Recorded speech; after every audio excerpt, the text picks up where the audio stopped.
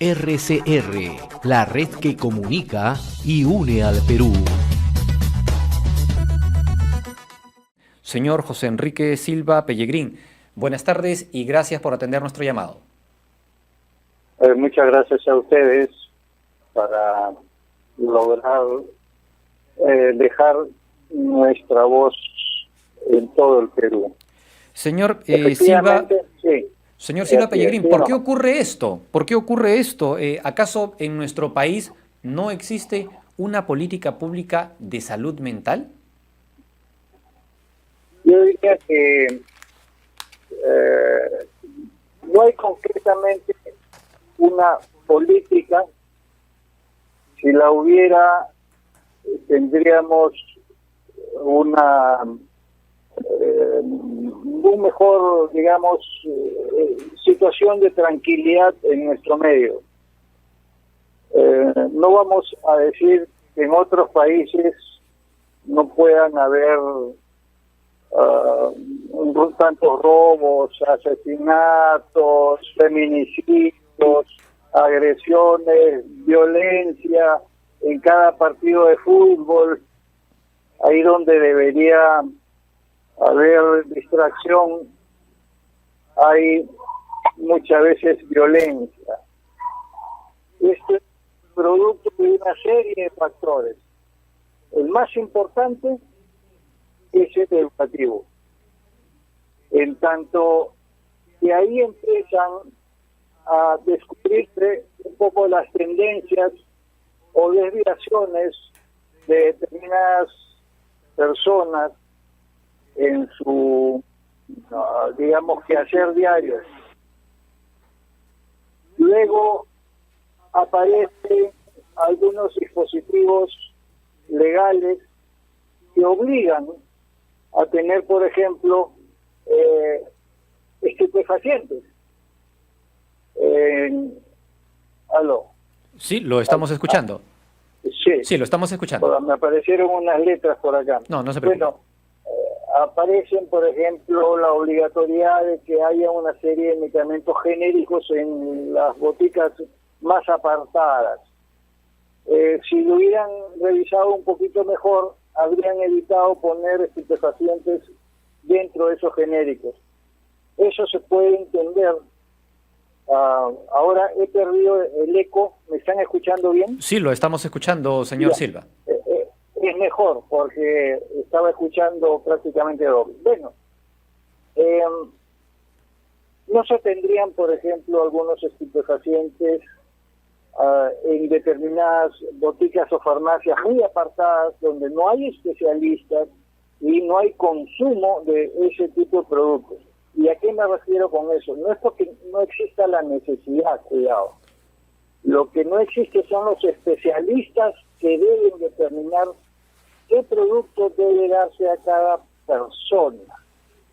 Yo creo que una política pública no debe de ninguna manera sustentarse en los psicofármacos o psicotrópicos o los estupefacientes. Debe sustentarse en la adecuada forma hasta de emitir las noticias, educar a las personas, recomendar, aconsejar. Por ejemplo, saber entender o entender claramente cuál es la diferencia entre la tristeza, por poner un ejemplo, y una depresión.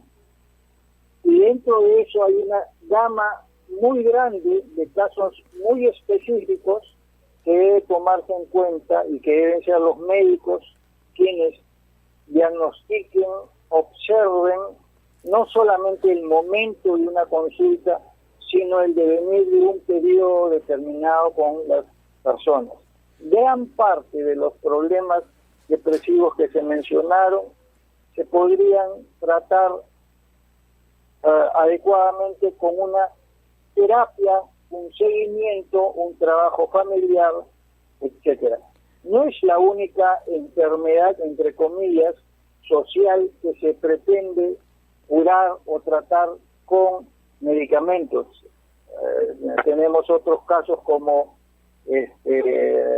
esta sensación del periodo de las mujeres, ¿no? que tienen que ver más con la edad que con el tener que estar tomando determinados productos, incluso hasta paliativos, porque pueden manejarse pueden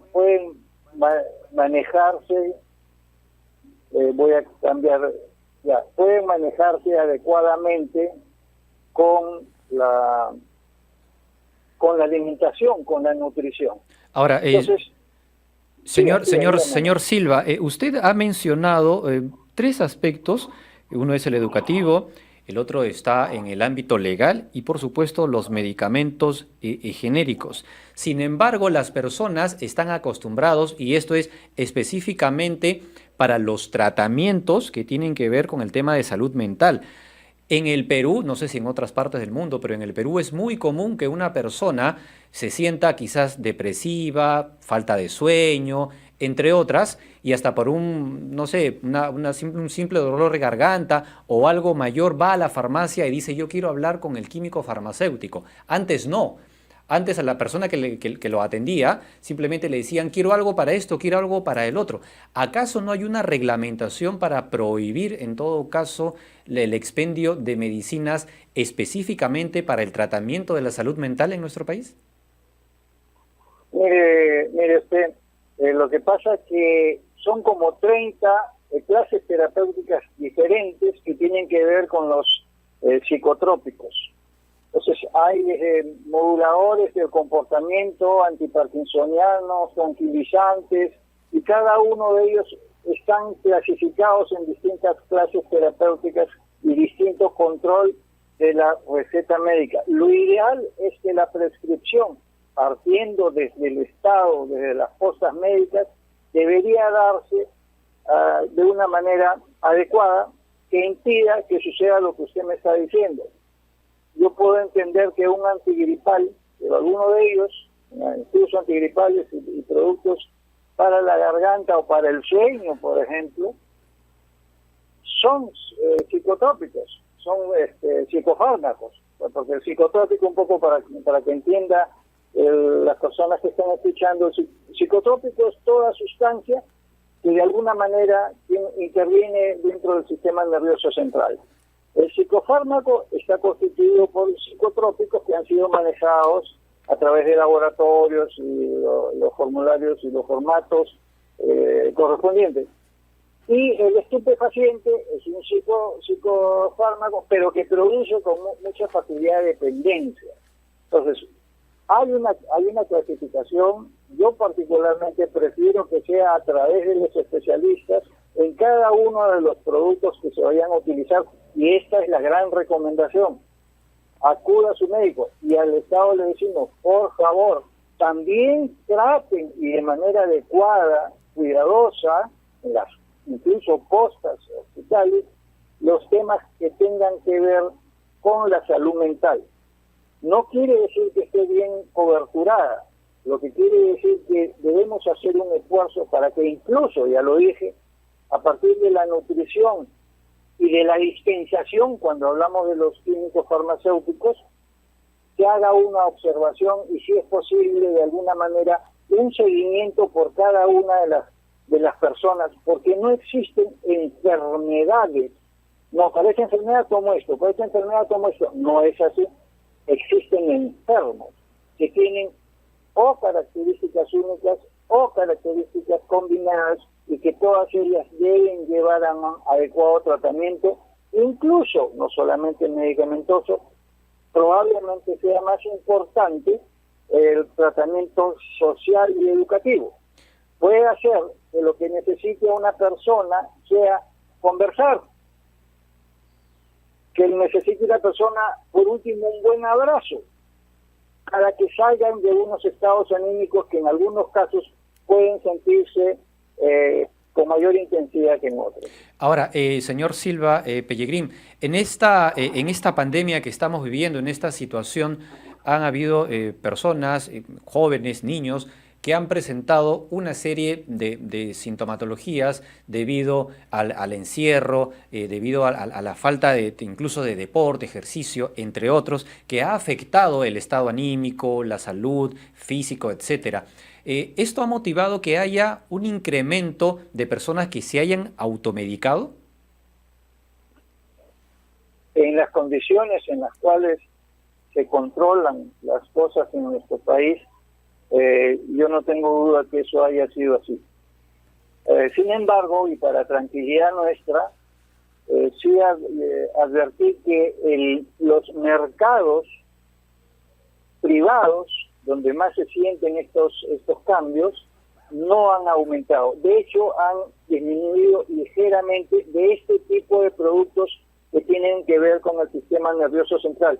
Otra razón sería que durante la pandemia la gente ha dejado de ir a consultorios, los consultorios no tenían los sistemas de bioseguridad aún, o no han ido a los centros médicos y hospitalarios por el temor al contagio. Entonces, todo lo que es prescripción médica ha disminuido y los productos de uso, llamémosle popular, los productos over the counter, OTC, que tienen un rango de seguridad mayor, han aumentado.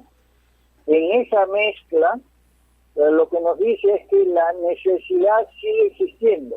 Las prescripciones han disminuido, productos de prescripción han disminuido, dentro de estos los psicofármacos, pero hay otros productos que han aumentado, algunos antibióticos, como el caso de la acitromicina, para poner un ejemplo. Entonces, el mercado o este año probablemente tenga una disminución privado y un aumento en el público, pero regresando al tema de los psicofármacos, todavía faltan algunos elementos que considerar dentro de la necesidad de mantener una salud mental en nuestro país de mejor nivel. Ahora, en cuanto al expendio, a la venta de estos psicofármacos, los cuales representan aproximadamente un 12%, según lo que estima la institución que usted preside, y están distribuidos también en 30 clases terapéuticas diferenciadas, el MINSA debería en todo caso brindar un poco más de información respecto al consumo de estos fármacos, sobre todo en esta situación en la que nos encontramos, porque todo el mundo habla de depresión, estoy con depresión, piensan que es una moda la depresión, estoy deprimido porque mi enamorada no me llamó, estoy deprimido porque no pasé el examen, estoy deprimido porque mi laptop se malogró. Y es una palabra que usamos como si fuese normal, pero la depresión no es así. Y la depresión lleva lamentablemente hasta la muerte en muchos casos, en jóvenes, adultos y niños. Por supuesto que sí. Y es precisamente eso, el tener presente, ¿no? Que cuando uno escuche la depresión, ya todo hay que inmediatamente utilizar medicamentos. No. Deben saber diferenciar si es un tema coyuntural, si es tristeza. La tristeza en algunas ocasiones, y dependiendo del tipo de vida, la soledad, sea acompañados o no acompañados, porque dentro de un hogar pueden haber, usted lo sabe, el millennial, los jóvenes y los papás que son mayores, pueden cada uno de esos grupos estar casi socialmente separados, a pesar de que viven bajo el mismo techo. Uno en su computadora, con sus amigos, haciendo su vida social, ¿no? Recibiendo el impulso de lo que les pasa a otras personas, interpretando que si le devuelven o no el WhatsApp o cualquiera de estos sistemas de comunicación como una ofensa, agresión que genere un estado de tristeza.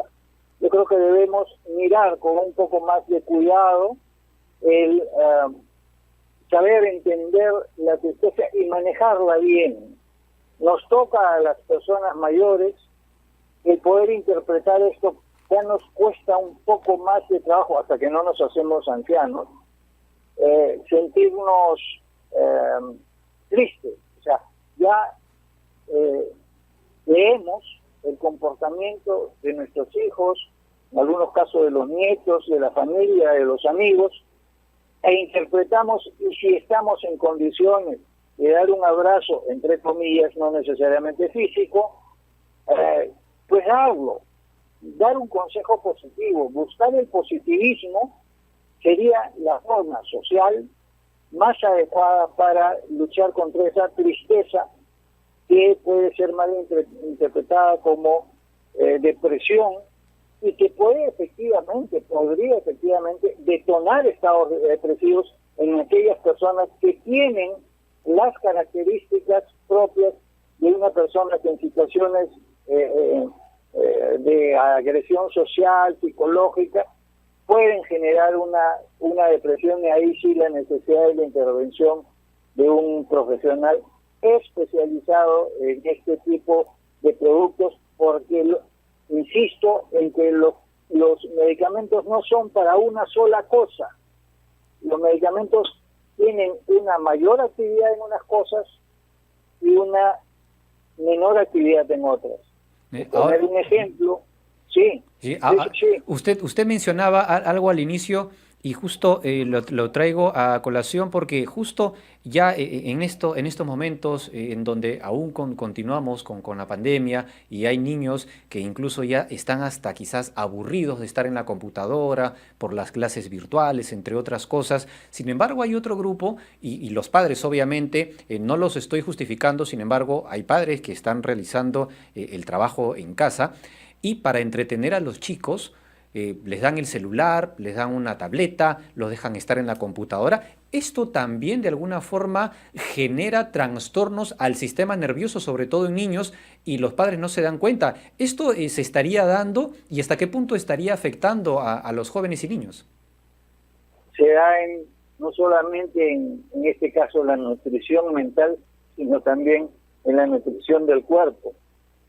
Ahí es donde funcionan, en este caso, los medios de comunicación, en advertir a los padres que nada de esas cosas podría ser negativa si son adecuadamente dosificadas.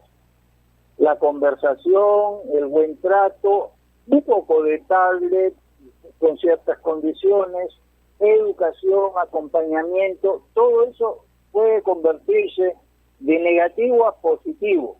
Lo mismo sucede con el tema de la nutrición.